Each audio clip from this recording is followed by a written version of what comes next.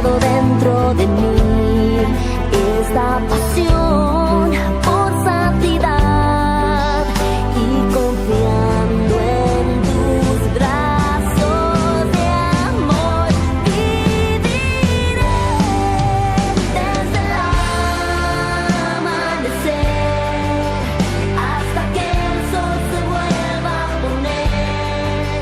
Viviré en libertad, tu amor la victoria me da.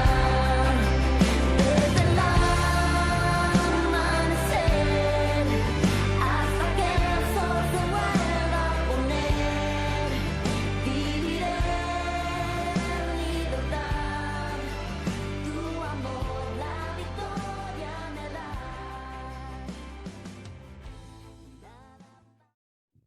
Hola, muy buenos días, bienvenidos nuevamente a este su programa Siempre habrá un nuevo amanecer. Estás escuchando aquí a través de Radio Verdad 99.5 FM o también a través del canal de YouTube Siempre habrá un nuevo amanecer. Puedes estar escuchando este y todos los programas anteriores que hemos estado grabando para que tú puedas encontrar material del cual hemos estado aquí dando. Por ejemplo, este manual que tengo aquí en mis manos es un libro que se trata de la victoria sobre la vida egocéntrica. Es un manual para incrementar el discernimiento de Paul G. Caram. Entonces, aquí hay gente que me ha pedido información sobre las copias y al final del programa les voy a dejar mi contacto para que puedan mandarme mensajito y yo les puedo proporcionar el material con mucho gusto. Entonces, vamos a ver un poco de lo que estuvimos hablando el programa anterior. Nos quedamos en el tema del orgullo. Yo les voy a dar un breve resumen sobre lo que es el orgullo. Vimos pues que el orgullo busca lo suyo, mira por encima de los hombros de los demás, es áspero, cínico, coloca a una persona bajo presión indebida y aparenta lo que no es, tiene un sentido abrumador de su propia importancia y grandeza, desea estar a la cabeza y pasar sobre otros con tal de lograrlo, resiste a la corrección y a las sugerencias, por lo tanto es falto de sabiduría, también busca la alabanza humana, se las da de muy intelectual, usa palabras rebuscadas y complicadas para inflar su ego, también es la razón de tener una disposición violenta, susceptible y fácilmente se ofende. Una persona con orgullo en el fondo de muchos desórdenes mentales y emocionales aún pueden llevarlo al suicidio. También no admite faltas y fracasos, no puede decir lo siento, me equivoqué. Una persona con orgullo siempre está contrariado acerca de algo, es la razón principal de la falta de paz. También hace a las personas muy sensibles a sus propios sentimientos, pero es insensible a los ajenos. Sumerge a las personas en un mundo de ensueño y pensamientos irreales de sí mismo. Se exalta a sí mismo, desea ser distinguido, inigualable, excelente y único. Es la raíz de ciertas clases de temores y vergüenzas, no se expone a ser vulnerable. Se atormenta. El orgullo es la fuente de casi todo tormento y conflicto en el alma. Hace al hombre complicado, técnico, confuso, tal como Satanás. Generalmente es la razón principal para no desempeñarse bien en la vida con los demás. Es la razón del engaño y el error.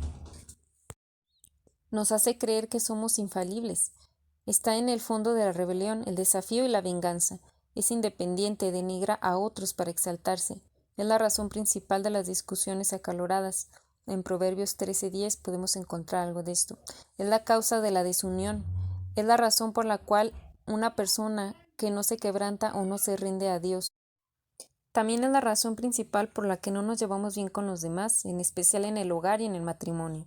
Entonces, el orgullo es la razón principal por la cual se endurece nuestro corazón y acaricia las heridas, resiste y se opone a Dios y a otros. Es la razón por la cual el hombre se jacta, alarde, ostenta y cree ser siempre el mejor y ser mejor que los demás. Se opone a la palabra del Señor, rápidamente puede aseverar que los demás están fuera de lugar o son anticuados. Encuentra faltas rápidamente en otros con el fin de exaltarse a sí mismo y es lo opuesto al amor. El orgullo, por lo tanto, es una forma de odio, causa que no podamos tener la victoria sobre Satanás, quien es muy orgulloso. Entonces, el orgullo es nuestro mayor problema. Aquí nos menciona la clave para la armonía en el matrimonio, la clave para llevarse bien con su pareja matrimonial y con todos en general, y la clave para ganar la victoria sobre la vida egocéntrica es desarrollar un corazón de siervo. En el programa anterior ya habíamos leído un poco de lo que viene siendo esta parte, la clave para la armonía en el matrimonio, y hablamos del egoísmo, ¿verdad? Que era pues la principal razón por la que las personas no se llevan bien con los demás en su matrimonio, dominando el egoísmo, ahí no deja que las personas puedan tener esa parte donde puedan reconocer sus errores, cambiarlos. Y vamos a ver ahora mm, unas frases que aquí podemos encontrar en la Biblia que nos demuestran cómo Jesús era el siervo más grande de todos los tiempos y ha sido siempre el siervo más grande. Y vamos a notar qué generoso y dadivoso es Cristo. En Hechos 20:35 nos dice más bienaventurado es dar que recibir. En Lucas 23:28 dice no lloréis por mí. En Marcos 10:45 dice porque el Hijo del Hombre no vino para ser servido, sino para servir y para dar su vida en rescate por muchos. En Mateo 26:39 y Lucas 22:42 dice no se haga mi voluntad sino la tuya. En Juan 10:17 nos dice por eso me amaste, me ama el Padre porque yo pongo mi vida. Por eso me ama el Padre porque yo pongo mi vida. En Mateo 16:24-25 dice, todo el que pierda su vida por causa de mí, la hallará. En Lucas 23:34 dice, Padre, perdónalos porque no saben lo que hacen. Él estaba pidiendo piedad para sus perseguidores. Él no estaba recriminándolos ni nada, sino él pedía el perdón por ellos. También en Juan 18:8, protegiendo a sus discípulos, les decía, os he dicho que yo soy, pues si me buscáis a mí, dejad ir a estos. Y también vamos a ver en Juan 19:27 que dice, después dijo al discípulo, he aquí tu madre. Pidiéndole pues a Juan que cuidara de su madre, Jesús pensaba constantemente en otros, aun cuando estaba muriendo en la cruz. Él pensó en el bienestar de su madre. Entonces, no hace mucho tiempo en una encuesta en el mundo secular se demostró que las personas más felices son aquellas que toman su tiempo para ayudar y cuidar a otros. La misma encuesta mostró que la gente egoísta, o sea, las personas que solamente están viendo para ellos mismos, casi nunca son felices. Y la paradoja es que las personas egoístas son las que están tratando hasta más no poder de ser felices. Y el orden divino primero es dad y os será dado, ¿verdad? Dad y os dará. En Lucas 6:38 lo encontramos. Y vamos a ver cuál es el síndrome del yo. Bueno, pues el síndrome del yo, las frases que podemos decir, ¿verdad? Sería, has fallado en llenar mis necesidades y expectativas. Otra es, no has satisfecho ni mí ni mis deseos. Eres indiferente a mí, no te importo. Tengo que pensar en mi felicidad. Yo me debo a mí mismo. Yo merezco lo mejor. Tengo mis derechos. No tengo que aguantar esto. Ya no puedo más. Me voy. Entonces, estas son actitudes de egoísmo. Esas personas que dicen atiéndeme, cuídame, reconoce mis necesidades, confórtame, yo. Y uno debería hacerse esta pregunta, cuán sensible he sido a las necesidades de mi pareja? ¿He tratado de comprenderla y confrontar y cumplir sus necesidades? Lo vemos en Mateo 7:12. Aquí está la actitud de un cónyuge egoísta. Me casé para que todas mis necesidades fueran satisfechas. No has satisfecho mis necesidades. Te dejo. Esto se ha vuelto algo típico en el amor en el mundo. Y a lo mejor dirán, te amaré siempre y cuando me mantengas feliz, y si no, renuncio. Nada de esto se encuentra en el corazón de un siervo, el que está más consciente de sus necesidades que de las demás personas. La esencia del cristianismo es la negación de nosotros mismos y de nuestra voluntad. Lo encontramos en Romanos 1:3, del 1 al 3. Entonces vamos a ver cómo podemos desarrollar el corazón de un siervo. La clave para esto es llevarnos bien con nuestra pareja, llevarnos bien con los demás, ganar la victoria sobre el yo, tener la presencia del Señor, tener salud mental, emocional y espiritual, llegar a ser como el Señor. Jesús es siervo de siervos, Jesús camina con los que son como Él, camina con el humilde porque Él es humilde. Entonces vamos a aplicar todo esto. Vamos a ver cuáles son las características de un siervo. Aquí vienen 8 8 características. Un siervo no es egoísta, es alguien que se dedica al bienestar y a la necesidad de otros. Uno que no está únicamente pensando en su propia vida e intereses, pero que vive para servir a otros. Por lo tanto, un siervo tampoco tiene voluntad propia. La actitud de nuestro Señor Jesucristo tiene el mayor siervo de todos los tiempos. Fue no mi voluntad, no fue la actitud, llena mis necesidades o agrádame a mí, sino yo vine para servir y para dar vida en rescate por muchos. Lo encontramos en Marcos 10:45. Número 2. Un siervo no es orgulloso y posee humildad. Por lo tanto, un siervo no se ofende ni se enoja fácilmente. Como hemos dicho repetidas veces, las personas con egos muy grandes son terriblemente malgeniosas. Las personas humildes tienen disposiciones dulces, son complacidas y ni están sintiendo heridas siempre. No se están sintiendo heridas siempre, perdón. Por lo tanto, un siervo tiene paz. Un siervo no tiene una opinión muy elevada de sí mismo y así que no se enoja cuando no es reconocido. Él está disponible para ayudar y preservar el honor a aquel a quien sirve. Jesús era manso y humilde de corazón y tenía en su alma el verdadero siervo y es manso, humilde y también tiene reposo en su alma.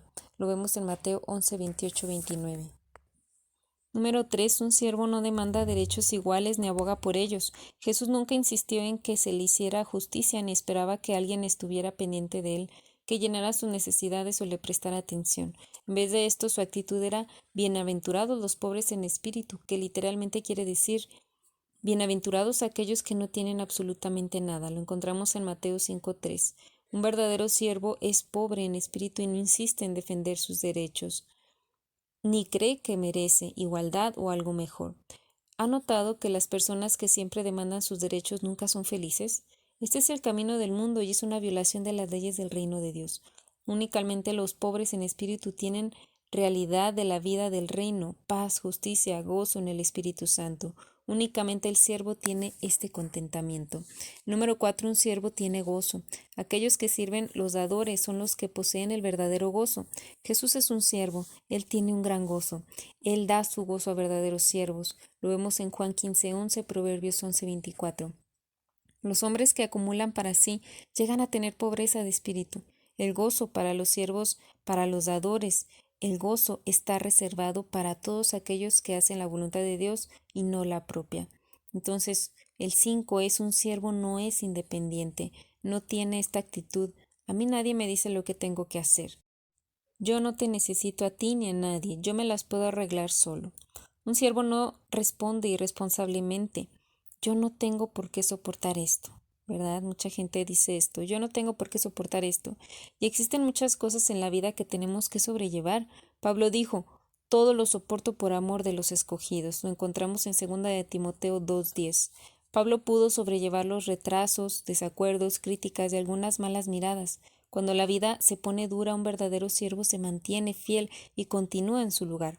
Un verdadero siervo está allí para servir, no para ver de qué se aprovecha. En 1 Corintios 9:19, Pablo dice, me he hecho siervo de todos para ganar a mayor número.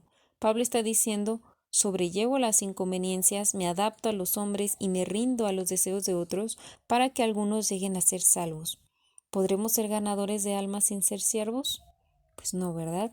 Vamos a ver el número 6, un siervo es uno que no tiene reputación que defender. Un siervo no tiene un espíritu de competencia, él busca fortalecer y animar a sus hermanos en todo lugar, manteniéndose contento al estar fuera del cuadro. Jesús nunca quiso tener una reputación mundana. Lo vemos en Filipenses 2:6-8. Y nunca trató de ganar un gran nombre para sí mismo. Desafortunadamente, algunos predicadores lo hacen. El Señor nunca luchó con problemas de identidad o de individualidad. Su identidad estaba en otro, o sea, en nuestro Padre. La verdadera identidad llega cuando la encontramos en Dios. La identidad se descubre a medida que nos volvemos siervos y cuando reconocemos que fuimos hechos para otro. Lo encontramos en Apocalipsis 4:11, algo referente a este tema. Un siervo es real, no está aparentando ser o poniéndose una máscara. Jesús enseñó que al perder nuestras vidas entonces la encontraríamos. Lo vemos en Marcos 16:25. O sea que al perder nuestras vidas se refiere nuestra identidad, nuestra individualidad. entonces encontraríamos el camino que Dios tiene para nosotros, nuestra identidad en Cristo. Y también en el matrimonio necesitamos perder nuestra identidad y estar dispuestos a moldearnos a una sola identidad con nuestra pareja. Y el número 7 nos dice, un siervo hará más de lo que son sus obligaciones sin esperar un gracias o de lo que se devuelva algo a cambio. Jesús nos enseña a que llevamos la carga una milla más y después no pensemos que hemos hecho algo extraordinario. Practicar los preceptos de Lucas 17, 7 al 10 aleja la amargura de nuestro corazón. Entonces mucho depende de nuestra perspectiva y nuestra respuesta a las circunstancias. Y habrá ocasiones en la vida cuando nosotros seremos tal vez recompensados o no, apreciados o reconocidos por el duro trabajo, pero aún por otros cristianos y aquellos que están sobre nosotros en el Señor. Ganaremos una poderosa victoria nosotros al adoptar la actitud de Cristo, como lo encontramos en Colosenses 3, 22 al 24, que dice así: yo no trabajo para los hombres, todo lo que hice lo hice para el Señor y Él me recompensará. ¿Quién no quiere que el Señor le recompense? Pues todos, ¿verdad? Solamente Él. Y recordar que nuestro Padre que nos ve en lo secreto nos recompensará en público. En Mateo 6:4 y Mateo 6 y también 18 podemos ver algo de este tema. Hay que asegurarnos de trabajar para el Señor y no para los hombres. El número 8 y final de estos 8 puntos de cómo debe de ser un siervo. Un siervo es uno que posee la presencia de Dios. Lo vemos en Isaías 57:15. Dios mora con aquellos que son de corazón humilde y contrito, aquellos que poseen el espíritu de siervo. Y Dios camina con el siervo humilde, pues Dios es también un siervo. Un siervo alcanza lo más alto en el reino de los cielos. Todo aquel que sigue las pisadas del Maestro llegará a ser como un siervo, y siendo como un siervo será grande en sus ojos. El verdadero corazón del cristianismo es la negación del yo y no hacer mi voluntad. Por amor debemos de servirnos unos a los otros. En Gálatas 5:13 encontramos: aún Cristo no se agradó a sí mismo, y lo vemos en Romanos 15:1 al 3. Entonces, en resumen, un siervo es desinteresado, dedicado a otros, no a sí mismo, sin voluntad propia, humilde, no se ofende fácilmente, de dulce disposición, sin complicaciones, tiene paz, no necesita reconocimiento, no demanda atención, no demanda derechos iguales, no insiste en algo mejor, tiene gozo de dar y servir, tiene contentamiento, no es independiente, pero es responsable, sobrelleva las inconveniencias, no tiene reputación de defender, se ajusta a otros, no difiere, no tiene espíritu competitivo, pierde su vida, o sea, su identidad, camina la segunda milla, dispuesto a permanecer fuera del cuadro, poseedor de la presencia de Dios y es el más grande en el reino de Dios. Entonces, ¿por qué no ser esos siervos cada día, cada momento de nuestra vida? Ahora vamos a ir a la parte donde nos habla de lo que necesitamos nosotros también para poder lograrlo. Hay problemas con nuestra mente humana y tenemos que reconocerlo. Aquí en Isaías 55:8-9 nos dice: porque mis pensamientos no son vuestros pensamientos. Podemos estar viviendo en otro mundo debido a lo que estamos pensando, nociones, engaños, imaginaciones que pueden causar que un creyente viva en un mundo de ensueño y que esté lejos de la realidad. Hay que pedirle a Dios que nos muestre la fuente espiritual de lo cual está guiando o dirigiendo nuestra mente. En el centro del sistema nervioso del hombre está localizada la mente, y a medida que Dios va renovando nuestras mentes, patrones de pensamiento, emociones, nervios, movimientos, gestos y estilos serán transformados para ser como los de Cristo. Dios desea hacernos majestuosos y hermosos para con Él. Intenta, con su redención, ir mucho más y profundo de lo que solo al perdonar nuestros pecados. Él renovará cada una de nuestras partes, nuestro espíritu, nuestra alma, nuestro cuerpo y nuestra mente. El número 1 será nuestras imaginaciones. Nuestras imaginaciones es uno de los problemas que causan en nuestra mente humana. Vamos a ver que las personas sufren mucho por lo que imaginan, temores por lo que podría pasarles en un futuro, por lo que puedan estar diciendo o pensando ahí en su mente. Jacob estaba deprimido y gimió por 22 años por la muerte de su amado José. José no estaba muerto. Contrariamente a lo que Jacob imaginaba, José estaba en Egipto, siendo preparado para ser un gobernante mundial. Lo vemos en Génesis 37, el del 32 al 36. Entonces también en Números 5:14b nos habla de un espíritu de celos que vino a un hombre porque imaginó que su esposa le era infiel cuando no lo era. Entonces vemos que las imaginaciones invitan al enemigo a entrar. Satanás jugará con cualquier debilidad que pueda encontrar. Pidamos a Dios gracia para vencer nuestras imaginaciones. El problema número 2 de nuestra mente humana es tratar de figurárselo. ¿Por qué? ¿Cuándo? ¿Dónde? ¿Cómo? O sea, estar pensando en el futuro. Debemos de confiar en el futuro, nuestros sentimientos y las cosas que están ahí perplejo a Dios, puede frustrarnos innecesariamente cuando tratamos de analizar con nuestra mente cómo Dios va a desarrollar su plan para nuestra vida. En Proverbios 34:4 nos vemos ver esta parte donde nos manda a poner fin a nuestra propia sabiduría. La clave es confiar en el Señor con todo nuestro corazón y no apoyarnos en nuestro propio entendimiento. Lo vemos en Proverbios 3, del 5 al 6. Cuando pensamos que tenemos todo planeado, es el tiempo de descartarlo todo, porque Dios tiene un plan totalmente diferente en mente. Cuando José tenía 17 años, Dios le mostró por medio de un sueño que él tendría la autoridad sobre sus hermanos. Lo vemos en Génesis 37. Sin embargo, los detalles eran muy escasos. Dios no le mostró cuándo, dónde ni cómo. Si Dios le hubiera dado todos estos detalles, lo hubiera destruido. Confiemos en que Dios nos muestre solo lo que necesitamos saber. La clave es confiar y no analizar. El hombre tiene un gran problema con una mente analítica porque suele hacer sus propios planes y decisiones independientemente de Dios. Cuando un hombre se convierte en cristiano, lleva consigo el ímpetu. El nuevo creyente no está acostumbrado a confiar en otro para tomar decisiones, para hacer planes y determinar su futuro. Por lo tanto, confía en su mente natural. La clave es aprender a confiar en otro, o sea, en Dios. El problema número 3 es la ceguera mental. Podemos tener un problema y no saberlo. Todos tenemos puntos ciegos. El problema es que no notamos dónde estamos ciegos. En Proverbios 21:2 nos dice, todo el camino del hombre es recto en su propia opinión. Entonces todos piensan que tienen la razón y que su caminar es recto. Todos los hombres en la Biblia tuvieron un problema en su vida porque en algo estaban ciegos. Jacobo y Juan no entendían de qué espíritu eran. En Lucas 9:54-55 lo encontramos, y en Levítico 4:2-3 menciona un sacerdote ungido, o sea, un ministro que estaba pecando por ignorancia. Esto prueba que un líder puede estar ungido y aún estar ciego o en error en ciertas áreas de la verdad. Los creyentes de la iglesia de la Odisea pensaban lo que tenían y ellos creían que tenían todo, pero Dios dijo que eran pobres, ciegos y desnudos. En Apocalipsis 3:17 lo encontramos. Job fue exhortado a orar por su propia ceguera. En Job 34:32 lo vemos. Algunos creyentes se van a sus tumbas sin percatarse de lo que Dios estaba tratando de enseñarles. Entonces hay que pedirle a Dios que nos dé un espíritu enseñable. Dios es capaz de abrir nuestras mentes para entender.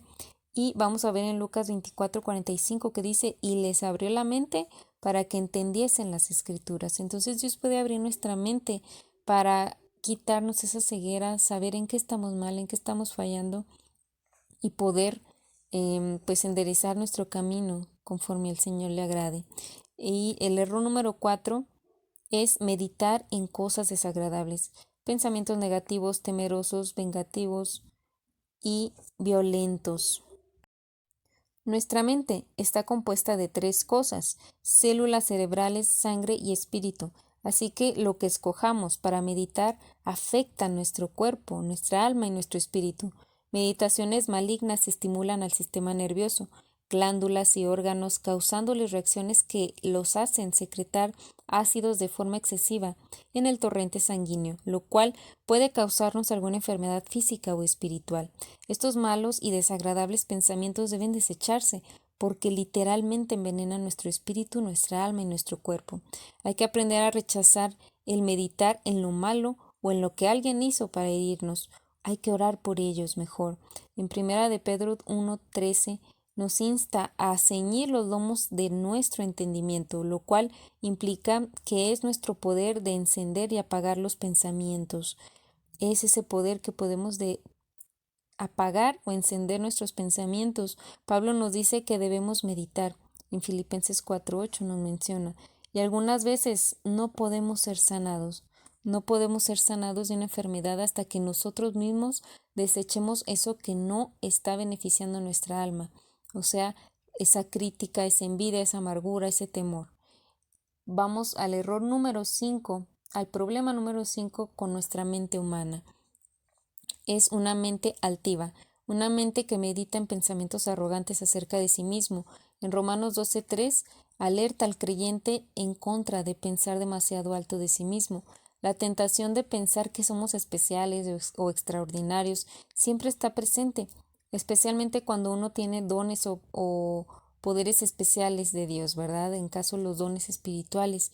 En segunda de Colosenses 12:7, Gálatas 6:3, Abdías 1:3 y Deuteronomio 17:18 podemos encontrar algo de esto. Una mente altiva le abre la puerta a la fantasía, al error y al engaño. Pedro nos exhorta a revestirnos de humildad, lo vemos en primera de Pedro 5:5, y hay que orar para que nuestra mente y nuestros pensamientos sean vestidos con esta cubierta de humildad.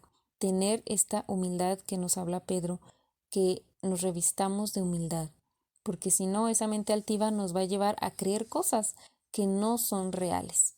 Y vamos al error número 6, a ese problema que hay en nuestra mente, en nuestros pensamientos como seres humanos. Y este es algo que sí se da mucho en las personas, es vivir en el pasado, ya sean éxitos o fracasos.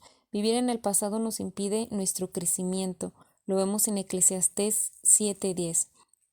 Cuando nuestras mentes siempre están pensando y recordando en el ayer, nuestra tendencia es la de no buscar a Dios para un toque fresco de el hoy. Entonces un cristiano debe vivir en constante sentido de expectación. O sea, Dios tiene algo nuevo para mí hoy, hoy.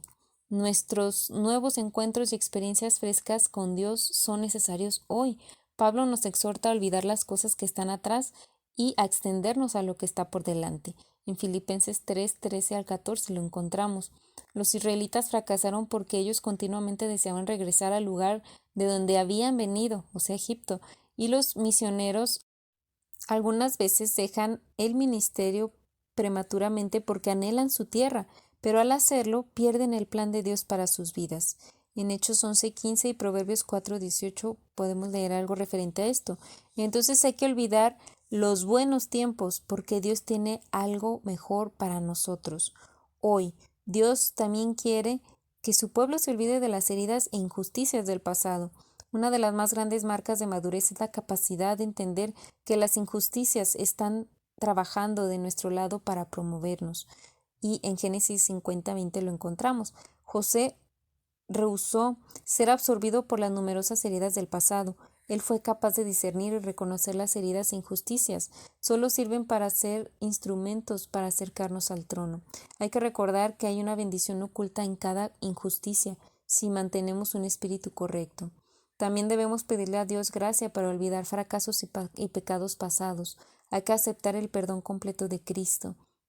En Hechos 7:25 lo encontramos. Y cese de recordarle a su compañero matrimonial sus fracasos y pecados.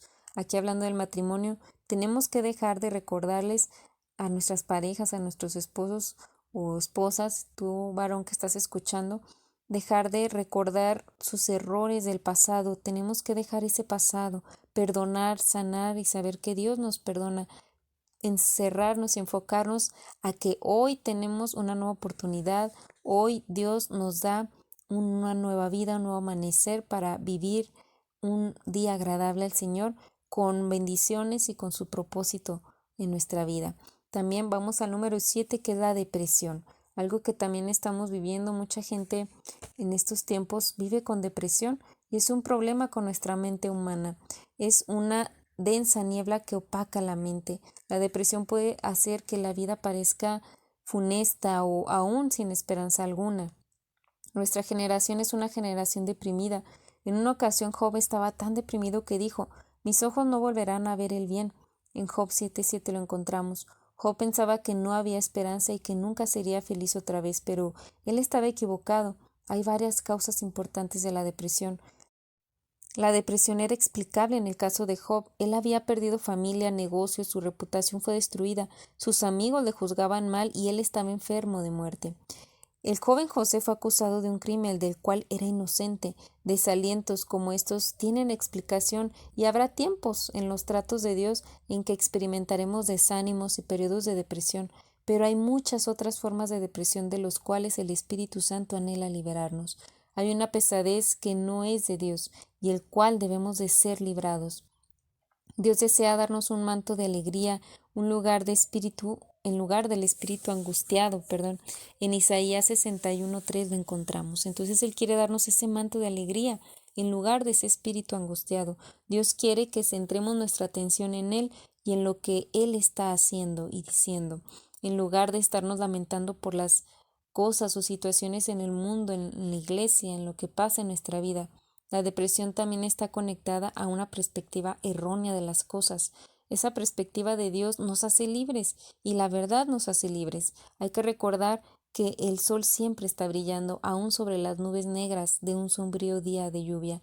La depresión es como una nube oscura que está sobre la mente, ocultando de nosotros la luz de la presencia y la gloria de Dios. Reprenda esa nube oscura y pídale a Dios que mande su luz y que irrumpa a través de las nubes de ese pesimismo.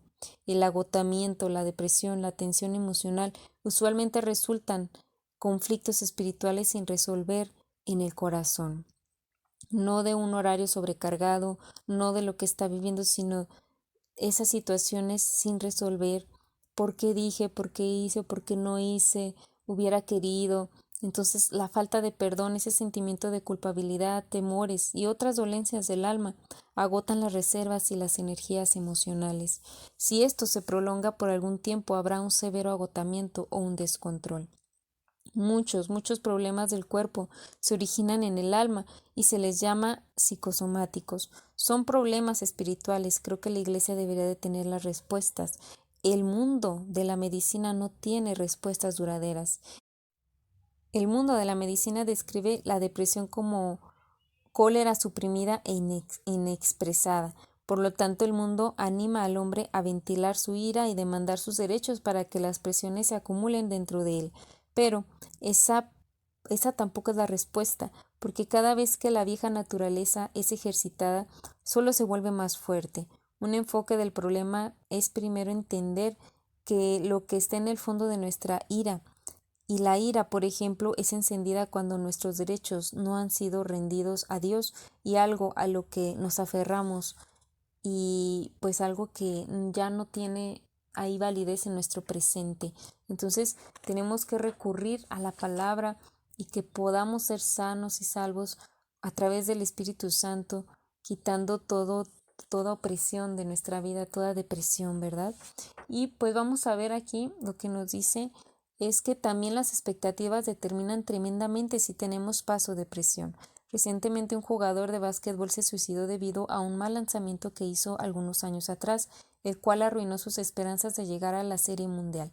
Por consiguiente, él habría sufrido una depresión continua por 3 años, la cual no pudo recuperarse. Esta es la razón por la cual nunca debemos centrar nuestras esperanzas y expectativas en una carrera, en un negocio, en una persona, sino en cosas eternas y en aquel que nunca nos dejará caer, o sea, en Dios. Conozco a una piadosa mujer que perdió ambos padres en el espacio de un año. Ella había estado muy apegada a ellos y el dolor que sentía por la pérdida le resultaba abrumador. Durante estos asaltos de dolor y tristeza, Dios le habló y le dijo: «No me estás glorificando, dame tus pesares, ya yo sufrí por ti».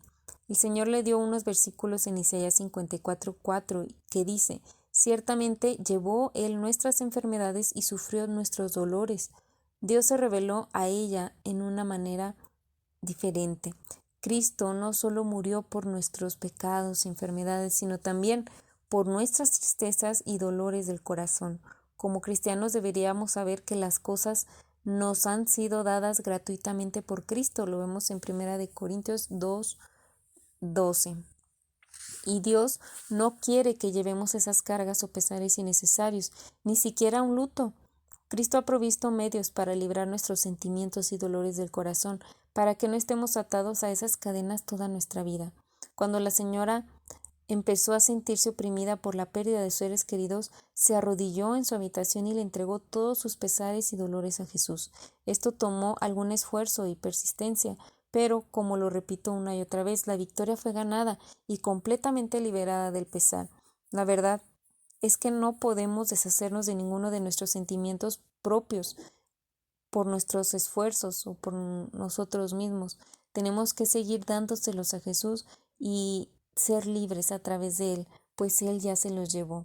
Lo encontramos en 1 de Pedro 5:7. Como mencionamos anteriormente, hay muchas causas para la depresión. Si sufre depresión y desórdenes emocionales, yo le sugiero que usted acuda a Dios y a hombres o mujeres ungidos de Dios para que las respuestas en su vida. Solo Dios sabe cuáles son nuestros verdaderos problemas. Él ya diagnosticó cada uno de nosotros y pues el diagnóstico es difícil. Algunas veces el diagnóstico de los doctores es tentativo, pero aunque el diagnóstico es correcto, Dios y solamente Él sabe cuál es la única y verdadera solución. Solo Él tiene las respuestas y Él quiere mostrarnos qué hacer. Y a continuación hay algunas directrices generales para obtener la victoria sobre la depresión. Algunas ayudas para vencer la depresión es el perdón. Los disgustos y enojos agotan nuestras emociones y sistema nervioso pueden causar depresión. El perdón literalmente nos salva del abismo de la depresión. El perdón debe convertirse en la esencia misma de nuestra misma madurez, de nuestra naturaleza, como la de Dios. La misma base del cristianismo es el perdón. ¿Dónde estaríamos si Dios no nos hubiera perdonado? El perdón, sin embargo, no es un sentimiento, es un acto de la voluntad. No obstante, debemos descansar totalmente en la gracia de Dios para poder perdonar y debemos de orar mucho por ello. También las expectativas. No pongas tus expectativas en las cosas temporales o te decepcionarás y puede que terminemos devastados. Hay que conocer la palabra de Dios a fin de saber dónde fijar nuestras esperanzas y expectativas. Otro es la humildad. La humildad nos libera de esa depresión. La humildad guarda al hombre de endurecer su corazón y amargarse. La humildad y un espíritu quebrantado también nos librará de ser demasiado sensibles cuando el endurecimiento y el resentimiento son sanados. Otras cosas se irán junto con la depresión. Entonces, otras son las nuevas promesas. Todos necesitan algo nuevo en que poner sus esperanzas. La esperanza nos hace ver más allá de nuestras circunstancias presentes. Una vez Elías estaba tan deprimido que no bastó una visitación de los ángeles para consolarlo. Lo único que podría rescatarlo del aliento era una nueva visión. Dios le mandó al monte de Dios para hablarle. Cuando David estaba desanimado, él se animaba en el Señor. Lo vemos en 1 de Samuel 36. También otras son las confesiones correctas. Lo vemos en Apocalipsis 12:11. Satanás es vencido por la palabra de nuestro testimonio. Nunca repita lo que el enemigo le está diciendo y nunca se ponga de acuerdo con él o fortalezca en contra de usted. El desánimo es el resultado directo para ponernos de acuerdo con el enemigo en vez de ponernos de acuerdo con Dios. Así que siempre hay que adherirnos a lo que Dios nos está diciendo acerca de su situación y tener ánimo. La otra es la gratitud. La gratitud convierte un desastre en victoria. Cuando somos agradecidos tenemos victoria. Hay que recordar que no merecemos lo que ya tenemos y nunca debemos de sentir que merecemos algo más o mejor. Un hombre agradecido mantiene su espíritu libre de depresión. La depresión crece en él porque no está conforme con sus circunstancias. Entonces, la gratitud nos va a traer un espíritu de paz, de amor, de tranquilidad y hay que cuidar eso. Otra sería el gozo. El gozo purifica y sana nuestra alma y nuestra fortaleza.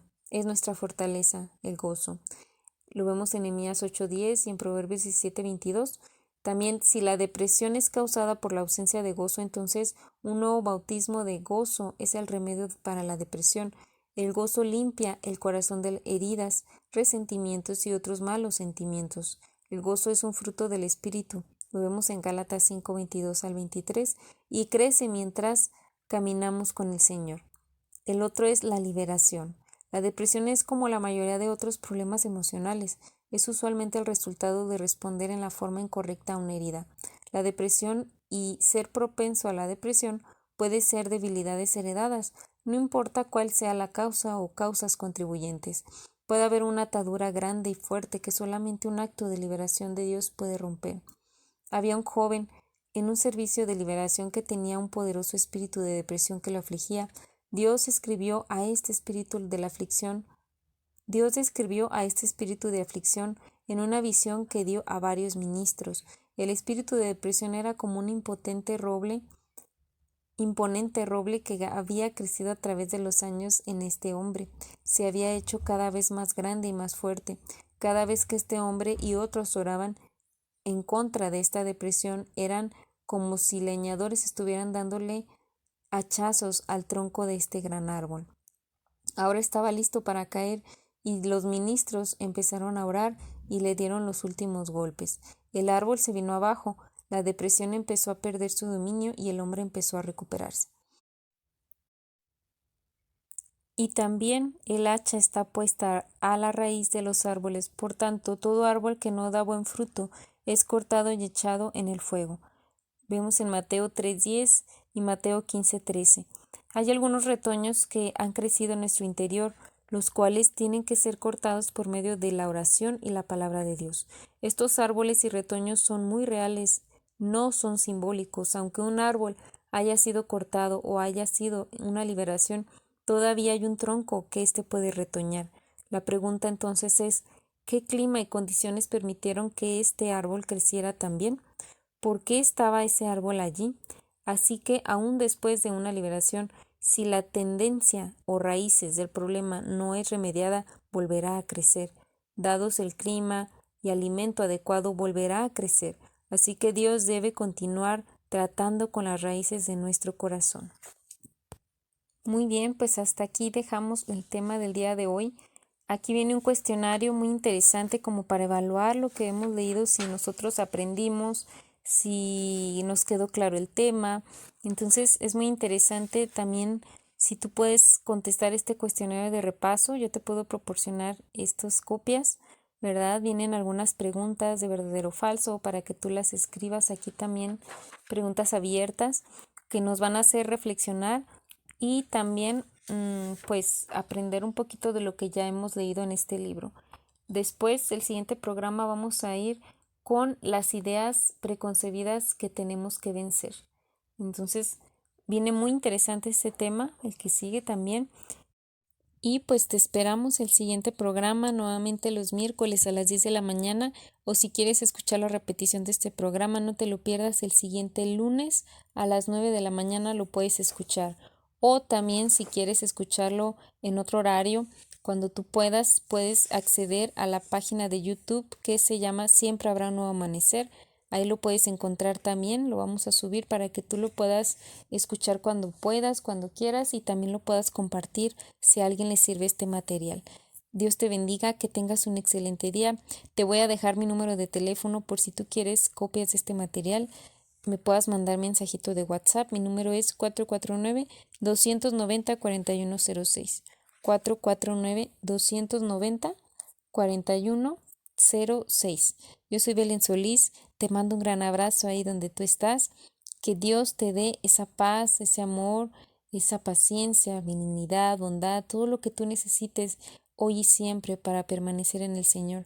Dios te bendiga y nos escuchamos el siguiente programa. Yo te dejo con este podcast que grabó mi hijo. Te voy a estar dejando uno cada programa y también escúchalos en los devocionales de esta tu estación de Radio Verdad 99.5 FM. Hasta pronto. Tenemos un nuevo mensaje de este podcast, Renovando tu Vida. El mensaje de hoy voy a hablar del pegamento. ¿Has visto albañiles construir un edificio con ladrillos?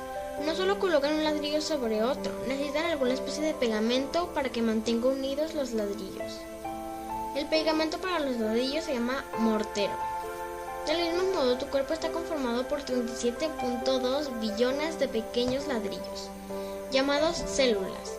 Y al igual que una construcción, esas células necesitan algún tipo de pegamento para mantenerse unidas. Ese pegamento se llama laminina. La laminina mantiene tu cuerpo unido Y lo más sorprendente es cómo luce esta sustancia. Cuando observas la laminina, te darás cuenta que parece una cruz. ¿Por qué eso es tan importante? Porque es otro recordatorio de que somos la creación de Dios. Verás, Dios ha dejado sus huellas en todo lo que ha creado. La Biblia nos dice que incluso cuando no podemos ver las cualidades invisibles de Dios, su asombro, poder y entidad, podemos ver su creación y saber que Él es real. Romanos 1:20. Jesús estaba con Dios de la creación y por medio de Él, Dios creó todo lo que existe en los lugares celestiales y en la tierra. Hizo las cosas que podemos ver y las que no podemos ver. Y Él mantiene unida toda la creación. Colosenses 1 del 16 al 17. La laminina es una imagen de lo que Jesús nos dice en su palabra. Él es el pegamento que mantiene unido nuestro cuerpo, nuestra alma y todo lo que somos. Entonces, cuando te sientes que estás teniendo el peor día de tus días, piensa en la laminina y recuerda que Jesús te mantiene a ti y a todas las cosas unidas. El versículo de hoy es Colosenses 1:17, que dice: Él es el anterior a todas las cosas, que por medio de Él forman todo un coherente. Oración. Repite conmigo. Señor, cuando comience a preocuparme sobre las cosas que están sucediendo en mi vida y a mi alrededor, ayúdame a recordar que tú eres el Señor de todo. Y tú eres el que me hace que todo se mantenga unido y completo, incluido yo. Amén. Esto es todo por el mensaje de hoy. Recuerda que este podcast está disponible en Spotify y en mi canal de YouTube. Nos vemos en el siguiente mensaje. Adiós.